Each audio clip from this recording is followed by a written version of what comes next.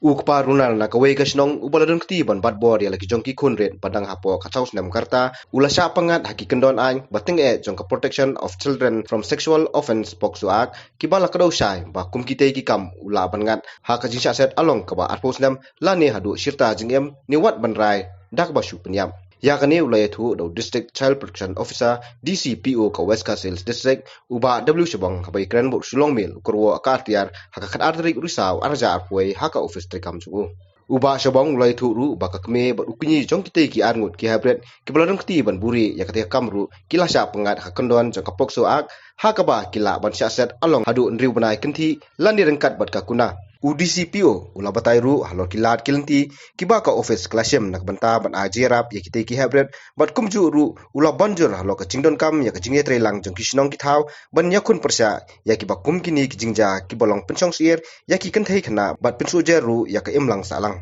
ya kini ki nongle kini ka kam waktu pa jong to bi khana jong ni accuse ka kum ka jingyo jing tip jong ni police dalam balak pengat itu akan section 5, 6 jongka pokso act kata kebakaran ya ka aggravated penetrative sexual assault. Katkum kene kendon ai yang nu uba le ya kene ka kam kata kemudian ada ubah yang hasan lani ladai kinu badan hakabor kam tame ki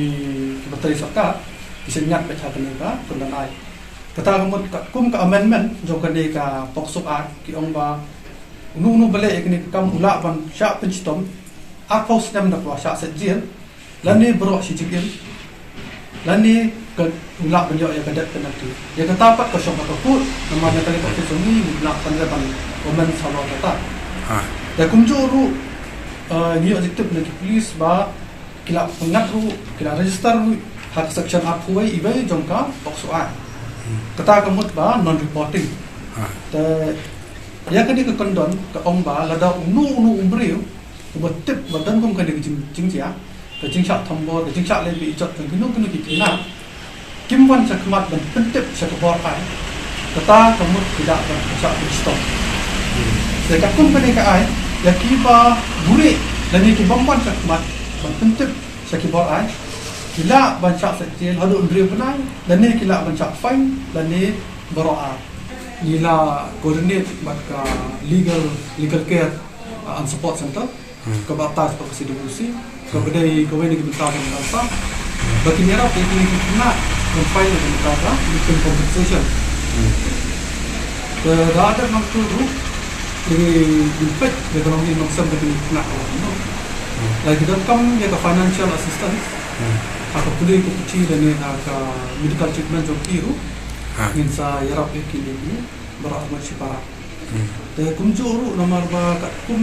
kejing yo jengtep jangi. Ba kini kejing dia pelajar.